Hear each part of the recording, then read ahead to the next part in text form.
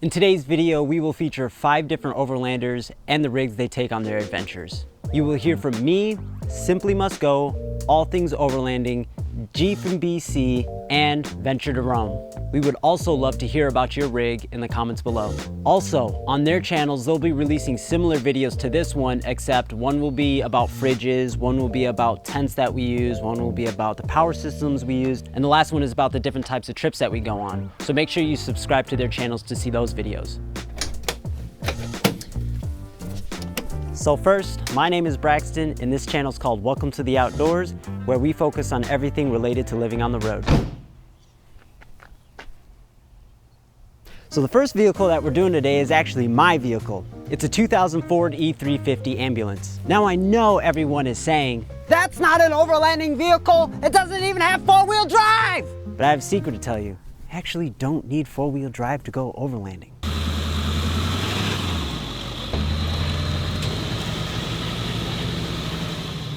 It wasn't even aired down for that, so does it even really count? Anyway, I chose this vehicle because I used to live out of a Jeep and I needed more space.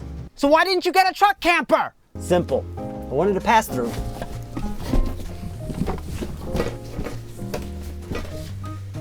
What I like about the van is space. I have so much space in here, I don't know what to do with it all. I also like that it's an ambulance. This is what inspired me to build it as an overland support vehicle. But I kind of need to get it to support itself before it can support other people. What I don't like about the van is that I can't completely stand up. But I do have some ideas that involve a rooftop tent and some cutting. That's all I can say about my vehicle right now. I'm still planning out a build and working out the kinks. So if you'd like to follow along, please subscribe. And now it's time to hear from another overlander. Thank you so much, Braxton, for having me on your channel. I'm Matt Brody with SimplyMustGo, and we're a YouTube channel that's all about answering that call to get outside and explore the world around you. Now, I've got several adventure vehicles that I use. I've got my 1992 Jeep YJ Jurassic Park replica, I have my 2018 JKU Rubicon, and I have my Tiny Camper Company Overland trailer with rooftop tent. So let's start with the really fun one. Let's start with the Jurassic Park Jeep. Now, it is a 1992 Jeep YJ that I converted into a Jurassic Park replica. It took me about a year to get it all done. I actually had the conversion done by a company up in Pennsylvania that kind of specializes in that. So it has been an absolute blast to drive, but it's not just a pavement princess. I do take it out on the trails. I've been running part of the SCAR, which is the South Carolina Adventure Route with it, and it has been an absolute blast to have. Now, there are some downsides to having a YJ as your adventure vehicle. One is that it's not very big, and two is it doesn't have air conditioning, and in South Carolina, air conditioning is kind of important, which brings me to the JKU. Now, the JKU is fairly new to me. In fact, I've only had it for a few months and I haven't done any upgrades to it. So it is still, for all intensive purposes, a stock JKU Rubicon.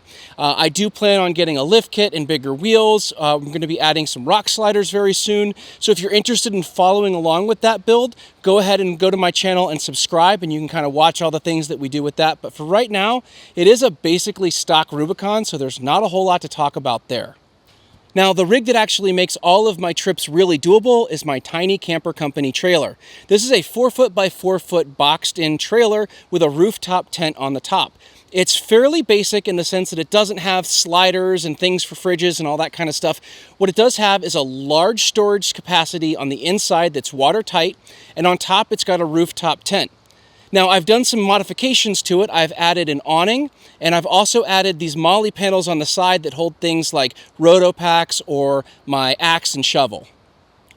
This trailer has been absolutely awesome on the trails. It was actually designed originally to be pulled by a YJ, which is why I got it, but I found that the Rubicon doesn't even care that it's back there. We've hit some pretty gnarly trails pulling this trailer. It's gone all kinds of bounced around, and it has been absolutely rock solid. So I do actually have a couple more modifications and some things we're going to do to this trailer, and I'm actually going to be revealing that at Jeep Beach in Daytona. So if you happen to be there, stop by the Tiny Camper Company trailer booth and you can check them out and be the first to see it. But we are going to do a full walk around video once all that is done.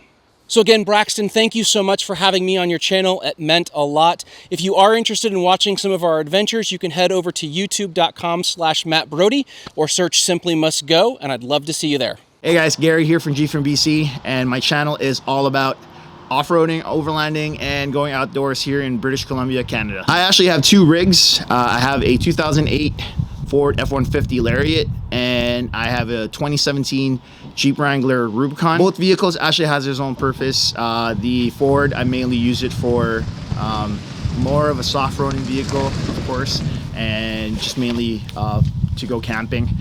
For the Jeep, I mainly use it for exploration and off-roading. So one thing I like about the F-150 compared to the Jeep is the fact that it has more space in cab. It's not as cramped as the Jeep, and honestly, the drive in the paved roads on the longer trips is a lot better. One thing I like about the Jeep compared to the F-150 is the fact that it's a lot more capable. It has dual lockers, has sway bar disconnect, and all in all, it's a lot easier on the trails when you're getting into tighter trails. Final thoughts, I pretty much used both vehicles about the same. Like I said, I use the F-150 mainly for soft roading and camping, for, you know, day trips and overnights, and while the Jeep, I use it for mainly for exploration and multiple day trips. But with the gas price right now, I'm definitely using the Jeep a lot more than the F-150. Anyways, that will do it for my time here, guys. Please consider subscribing to the channel.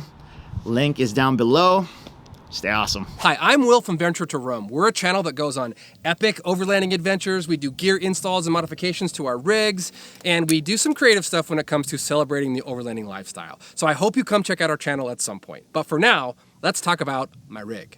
So this is my 2013 Jeep Wrangler JKU Sahara that we have named Finn. Let me tell you about some of the things we've done to it. It's not really a Sahara anymore. We've put 488 gears on it. We've put ARB air lockers in the front and back. It's got, you know, loaded down with all kinds of overlanding stuff, winches, bumpers, skid plates, you name it, power modifications. It's kind of a Swiss Army knife now for overlanding. Those are the things that we've done to it. So now I'm going to tell you what I like about it. So having a Jeep is awesome because the jury is in on Jeeps. They're amazing off-road. They're designed right. The dimensions in terms of off-roading are fantastic. There's a massive aftermarket out there for anything that you want to add to it. Lord knows I spent tons of money adding things to my Jeep. Or if something breaks down, you can take it to almost any mechanic in the world and they'll know how to work on it if it does break down. Lastly, I just think they're cool. I just like my Jeep. I think I'm just a Jeep guy.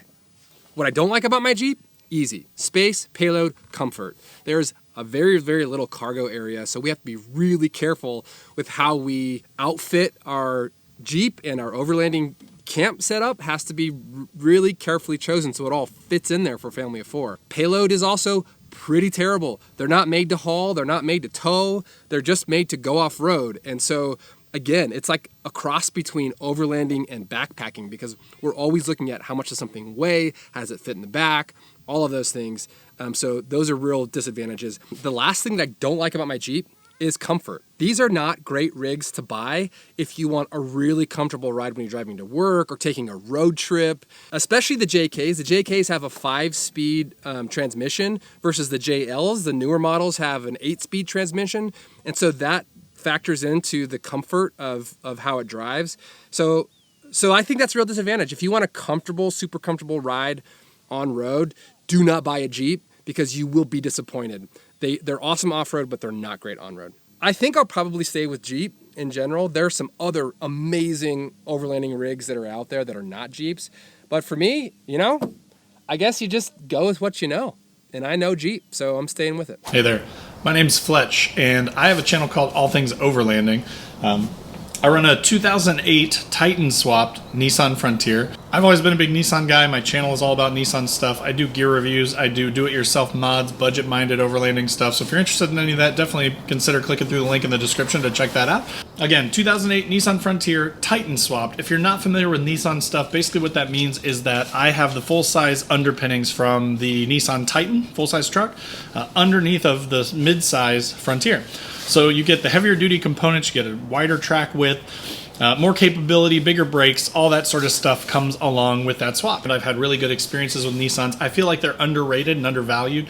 So a comparable Tacoma, for example, would probably cost maybe almost in this market today, twice as much as this truck. So as far as what I like about the truck, being a mid-sized truck, it's super capable. It's got a great payload, so I can carry a lot of gear on it.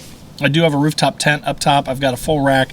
It's fully armored underneath, steel bumpers front and rear. And then in addition to that, there's been some heavy modification to the bodywork to allow for these 35s, and 35s make a huge difference. So again, for the cost of a Nissan Frontier, you get a ton of capability. I've surprised a lot of Jeep guys and stuff that have been like, wow, that thing, I really didn't think that was gonna do it, and it just went and crawled right up over it. So as far as what I like about the truck, it is a quad cab, so I've got plenty of room to take my kids and my family on a trip if I want to, or if I'm going by myself, I've got tons of room for gear, which is an awesome benefit. In addition to that, it's super capable and has a big payload, so it can carry a ton of gear. So I've got my OVS 180 awning on here, I've got my rugged bound rooftop tent on here, the rack, I fill the bed with, you know, firewood, chainsaw, water, all kinds of stuff for when I go on a trip. And again, it's just been super, super capable. Another thing that I really like is this decked system. For overlanding, it's perfect. It has a ton of storage in it, tons of places to put gear, which is always helpful. So as far as things I don't like about the truck, I've been an SUV person since I started overlanding. So for me, it's a little weird to have the open bed. Like I have to really think about what I want to put in the bed because it's going to get splashed with water, mud, dust, dirt. It's exposed to the elements. So, you know, it's just a different type of setup. So I wouldn't say that I don't like it, but it's going to take some getting used to kind of figure out how to set up the truck to waterproof the appropriate things that need waterproof and, you know, take advantage of all this storage in the back for things that don't. So my final thoughts on the truck are, if you're looking for your first overland rig and you want something that's going to be reliable, you know, maybe more reliable than a domestic vehicle, in my opinion anyways, but still plenty capable and pretty budget priced, I think a Nissan is a great way to go, either an Xterra or a Frontier. You know, once you get to know one, you kind of know how to work on it, it becomes really easy across the board. And they made these things from basically 05 through 2021 essentially mostly the same. Again, once you build it up, once you buy the tools, once you get some knowledge on this platform, then you're really knowledgeable and you could do just about anything with these trucks. So again, love my Nissans. I think they're a great option. And I hope that was helpful for you. I hope that gives you some info on why a Frontier or Xterra makes a lot of sense for overlanding. Again, we would love to hear about why you chose your rig in the comments below. That's it for this video. My name is Braxton, and welcome to the outdoors.